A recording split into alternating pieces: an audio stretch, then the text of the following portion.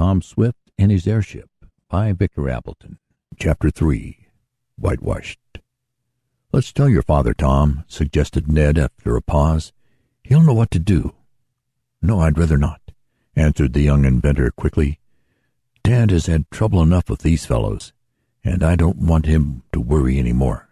Besides, he is working on a new invention, and if I tell him about the Happy Harry gang, it will take his attention from it."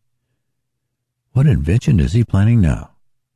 "I don't know, but it's something important by the way he keeps at it. He hardly spares time to help Mr. Sharp and me on the airship. No, we'll keep this news from Dad.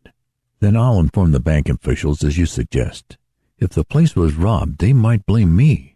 If they found out I had seen the men and failed to tell them, well, that gang would only be too happy to have the blame fall on someone else." Tom little knew how near the truth he had come in his chance expression, or how soon he himself would fall under suspicion in connection with this same band of bad men. "I'll telephone to the president on my way home," decided Ned, "and he can notify the watchman at the bank. Do you really expect to have your airship in shape to fly soon?" "Oh, yes. Now we have found out our mistake about the gas, the rest will be easy. I think I'd like to take a trip in one myself, if it didn't go too high," ventured Ned. "I'll remember that when we have ours completed," promised his chum, "and I'll take you for a spin." The boys talked for perhaps an hour longer, mostly about the airship, for it was the latest mechanical affair in which Tom was interested and naturally foremost in his thoughts. Then Ned went home, first, however, telephoning from Tom's house to the bank president about having seen the suspicious men. That official thanked his young employee and said he would take all necessary precautions. The telephone message was not sent until Mr. Swift was out of hearing, as Tom was determined that his father should have no unnecessary worry about the unscrupulous men. As it was, the news that the gang was out of jail had caused the aged inventor some alarm. It was not without some anxiety that Tom arose the next morning, fearing that he would hear news that the bank had been broken into, but no such alarming report circulated in Shopton. In fact, having made some inquiries that day of Ned, he learned that no trace had been seen of the mysterious men. The police had been on the lookout, but they had seen nothing of them. "Maybe, after all, they weren't the same ones," suggested Ned when he paid Tom another visit the next night. "Well, of course, it's possible that they weren't," admitted the young inventor. "I'd be very glad to think so.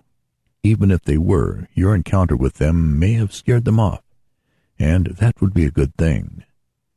The next 2 weeks were busy ones for Tom and Mr. Sharp, aided occasionally by Mr. Swift, and with Garrett Jackson, the engineer, to lend a hand whenever needed. The aeronaut and the owner of the Speedy Arrow made considerable progress on their airship. "What is your father so busy over?" asked Mr. Sharp one day when the new aluminum gas holder was about completed. "I don't know," answered Tom with a somewhat puzzled air. "He doesn't seem to want to talk about it, even to me.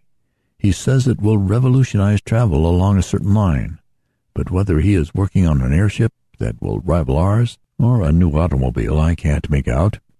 He'll tell us in good time." "But when do you think we'll finish well, I don't know what to call it. I mean our airplane." "Oh, in about a month now. That's so, though we haven't a name for it. But we'll christen it after it's completed. Now, if you'll tighten up some of those bolts, I'll get the gas-generating apparatus in readiness for another test." A short description of the new airship may not be out of place now. It was built after plans Mr. Sharp had shown to Tom and his father soon after the thrilling rescue of the aeronaut from the blazing balloon over Lake Carlopa. The general idea of the airship was that of the familiar aeroplane, but in addition to the sustaining surfaces of the planes, there was an aluminum cigar-shaped tank holding a new and very powerful gas, which would serve to keep the ship afloat even when not in motion. 2 sets of planes, one above the other, were used, bringing the airship into the biplane class. There were also 2 large propellers, one in front and the other in the rear. These were carefully made, of different layers of wood, built up, as they are called, to make them stronger. They were 8 feet in diameter, and driven by a 20-cylinder air-cooled motor, whirled around at the rate of 1,500 revolutions a minute. When operated at full speed, the airship was capable of making 80 miles an hour against a moderate wind.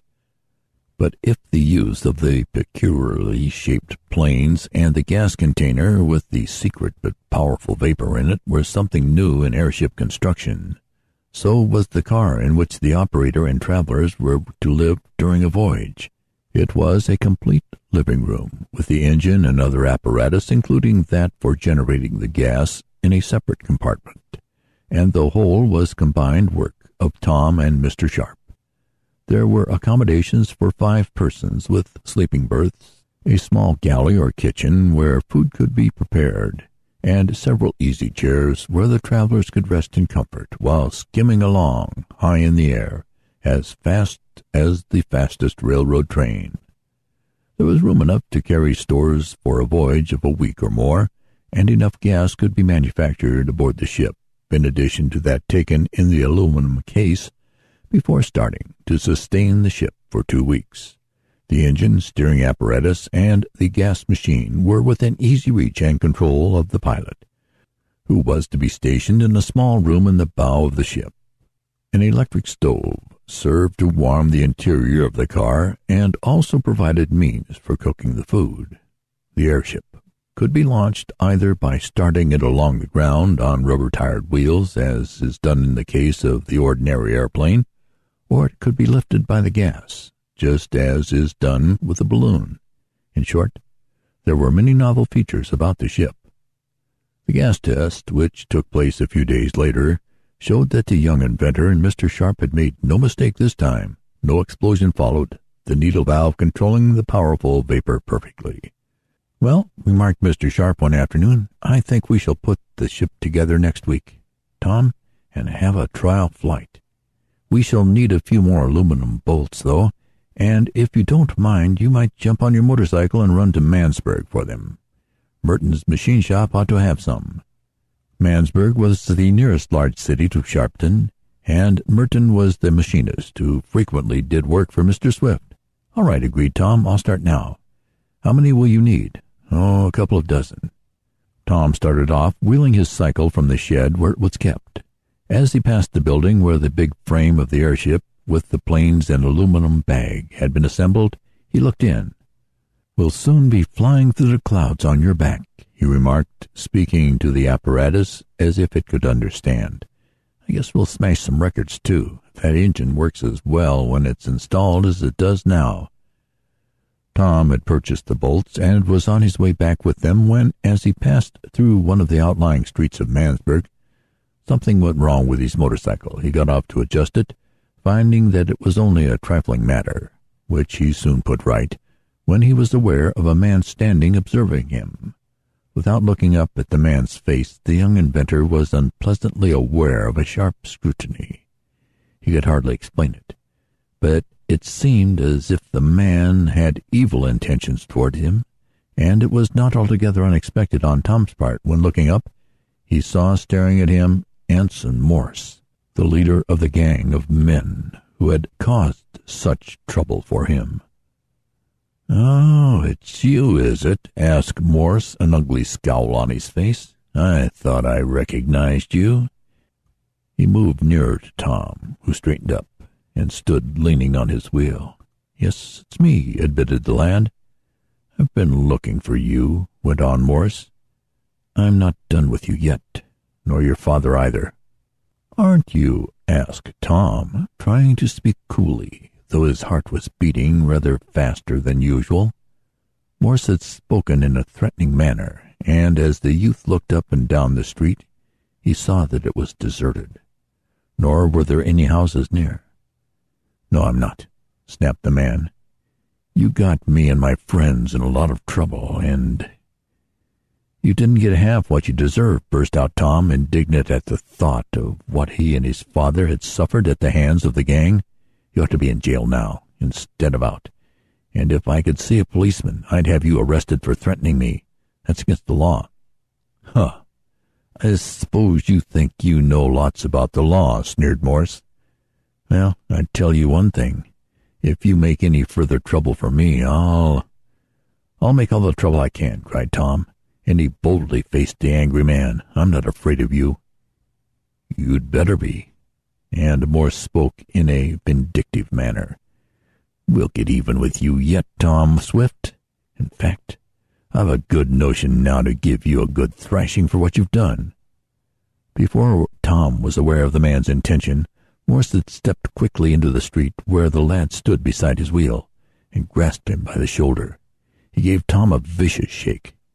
"Take your hand off me," cried Tom, who was hampered by having to hold up his heavy machine. "I will, when I've given you what I owe you," retorted the scoundrel. "I'm going to have satisfaction now if I never—" At that instant there came from down the street the sound of a rattling and bumping. Tom looked up quickly and saw approaching a rattle-trap of a wagon drawn by a big loose-jointed mule, the large ears of which were flapping to and fro. The animal was advancing rapidly in response to blows and words from the driver, and before the uplifted fist of Morse could fall on Tom's head, the outfit was opposite them. "Hold on there, mister, hold on," cried the man in the wagon. "What are you doing to my friend, Mr. Swift?" "None of your business," snapped Morse. "You drive on and let me manage this affair. If you don't want trouble, who are you, anyhow?" "Why don't you know me?" asked the man, at whom Tom looked gratefully. "I's Eradicate Sampson, and dis yere am my mule Boomerang.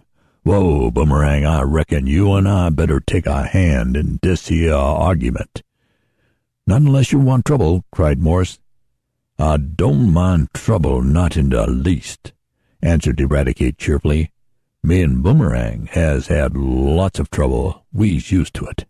No, Mr. Man, you'd better let go of my friend, Mr. Swift, if you don't want trouble yourself." "Drive on and mind your business," cried Morse, now unreasoningly angry. "This is my affair," and he gave Tom a shake. Our hero was not going to submit tamely, however. He had one hand free and raised to strike Morse, but the latter, letting go his hold on the lad's shoulder, grasped with that hand the fist which the young inventor had raised.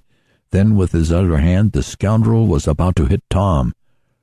"Break away from him, Mr. Swift," directed the man. "You can fight him then." "I guess he'll have his own troubles doing that," sneered Morse. "Not if I help him," answered Eradicate promptly, as he climbed back off the seat into the body of his ramshackle vehicle. "Don't you interfere with me," stormed the man. An instant later Tom broke away from his tormentor and laid his motorcycle on the ground in order to have both hands free for the attack he felt would follow. "Huh! You think you're going to escape, do you?" cried Morse as he started toward Tom, his eyes blazing. "I'll show you who you're dealing with. Yes, and I reckon I'll show you something you ain't looking for," suddenly cried Eradicate. With a quick motion he picked up a pail of whitewash from his wagon, and with sure aim emptied the contents of the bucket over Morse, who was rushing at Tom. The white fluid spread over the man from head to foot, enveloping him as in a white shroud, and his advance was instantly checked. "There, I reckon that's the quickest whitewashing job I done in some time," chuckled Eradicate as he grasped his long-handled brush and clambered down from the wagon, ready for a renewal of the hostilities on the part of Morse. "The bestest whitewashing job I done in some time, yes, sir." End of chapter.